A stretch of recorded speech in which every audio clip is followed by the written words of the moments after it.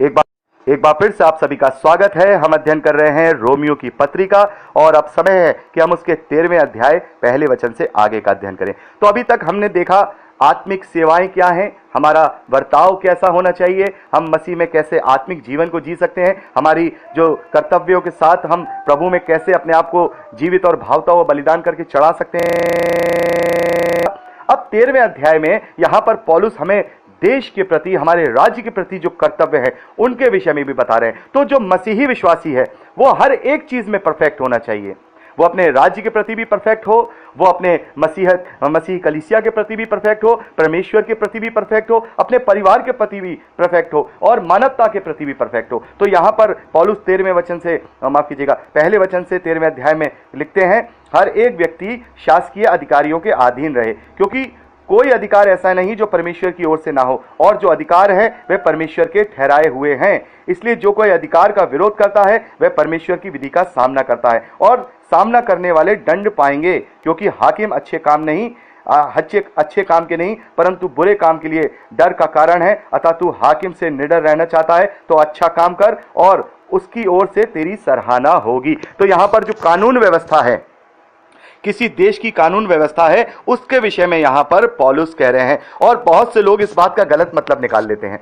बहुत से लोग कहते हैं कि यहां पर लिखा है वचन में कि हमें अपने राष्ट्र के लिए कर्तव्य पूर्ण रहना है, तो राष्ट्र अगर हमारे ऊपर कोई ऐसी चीज लागू कर दे जो हमें पाप के दलदल में फंसाता है, तो फिर हमारे लिए राष्ट्र से बढ़कर प्रभु यीशु मसीह का प्रेम है। तो याद रखिएगा, कर्तव्य वहीं तक है जहां तक उन कर्तव्यों को हमें ढोना है। जैसे एक सिंपल सी बात आपको बता रहा हूं, यदि कोई मनुष्य पुलिस इंस्पेक्टर है और वो उसका कर्तव्य क्या है, उसके ऑफिस के प्रति, उसका जो विभाग है उसके प्रति उसका कर्तव्य है, क्योंकि वो एक पुलिस इंस्पेक्टर है और वो उसकी नौकरी करता है, यानी उसके जो कार्य है, उसके विभाग ने जो उसे कार्य दिए हैं वो उसे निष्ठापूर्वक करने हैं। जैसे किसी का इन्वेस्टिगेशन करना है, चोर को पकड़ना है, किसी केस को खोलना है, वहां पर शांति व्यवस्था बनाए रखना है, जो उस पुलिस विभाग का काम है वो उस पुलिस इंस्पेक्टर को निष्ठापूर्वक कर्तव्यों के साथ पूरा करना है।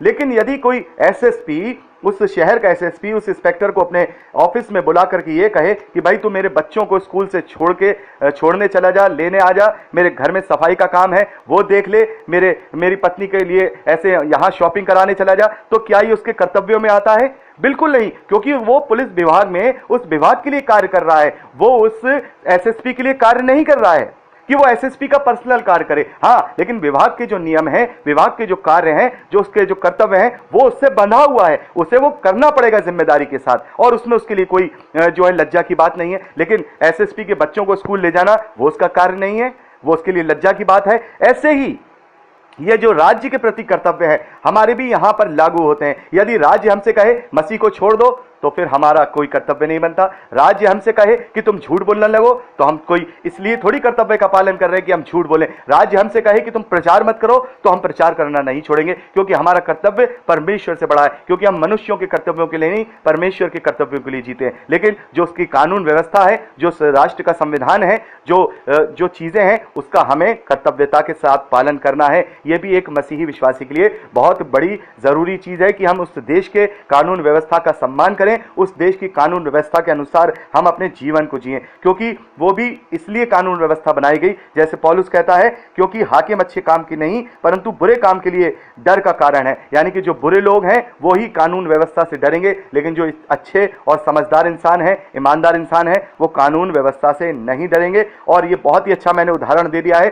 कभी भी देश के प्रति या अपने ऑफिस में जहां हम कार्य कर रहे हैं उसके प्रति जो हमारी जिम्मेदारियां हैं, हम उनके बाउंडेशन में हैं, हमें वो कर्तव्य पूरे करने हैं। लेकिन उन कर्तव्यों से ऊपर उठ के अगर कोई हमारे पर्सनल जीवन पे हमें बंदिश में लेके आएगा तो वो हमारे लिए उन कर्तव्यों के श्रेणी में नहीं आएगी। उससे आप उदाहरण से अपने आप को उस तरीके से सोच सकते हैं। तो हम अपने देश के संविधान, अपने देश के कानून, अपने देश की विधि उसके अधीन है, हमें उसी की रीति से चलना है। लेकिन यदि इसमें ऐसी कोई विधि आ जाए आगे चल के कि उसमें यह कहा जाए कि तुम्हें चर्च आराधना नहीं करनी है, तुम्हें अपना मसीही जीवन नहीं जीना है, तो कदापि वो हमारे लिए राष्ट्र के प्रति कर्तव्य नहीं होगा, बल्कि वो हमारे लिए एक सजा होगी और उसका हमें पालन नहीं करना है। लेकिन जो एक कानून व्यवस्था को बनाए रखने के लिए जो कानून है, जो चीज़ें हैं, वो हमें कर्तव्य, हमें उनका पूरा करना है। ये बाइबल में हमें साफ तौर पे रोमियो की पत्री में पौलुस ने हमें हिदायत दी है कि हमें राष्ट्र के प्रति भी कर्तव्यवान रहना है। एक मसीही विश्वासी को